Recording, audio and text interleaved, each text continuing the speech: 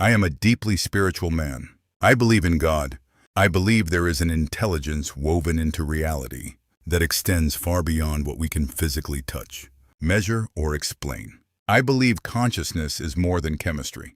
I believe there is something sacred at the heart of existence. I believe there is more going on here than matter colliding with matter in a cold and accidental universe. That belief has never left me. In many ways, it became stronger the deeper I looked.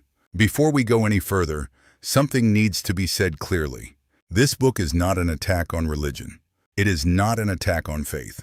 It is not an attempt to convince anyone to abandon the traditions that shaped them. One of the things that became impossible to ignore during this investigation was how much wisdom exists within the world's great religious traditions.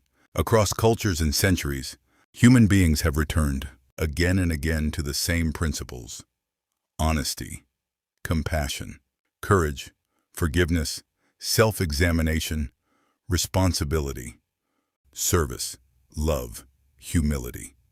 These ideas appear with remarkable consistency. The stories that surround those principles are often beautiful.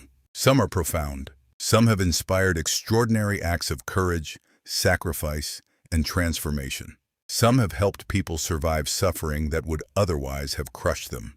There is no desire here to diminish that. Quite the opposite. Part of what drove this investigation was a growing suspicion that something exists underneath those stories. Something deeper than culture, geography, language, denomination, doctrine, or tradition. Something that kept leaving the same fingerprints. But before arriving there, I ran into a wall. To remain fully inside the faith I inherited, I often felt I was being asked to ignore questions that would be considered reasonable everywhere else in life.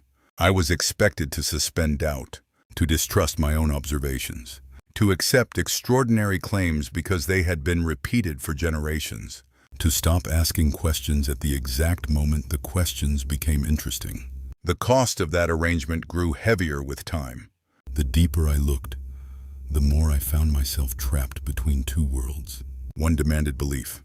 The other demanded honesty. One offered certainty. The other kept producing questions. What followed was an internal civil war.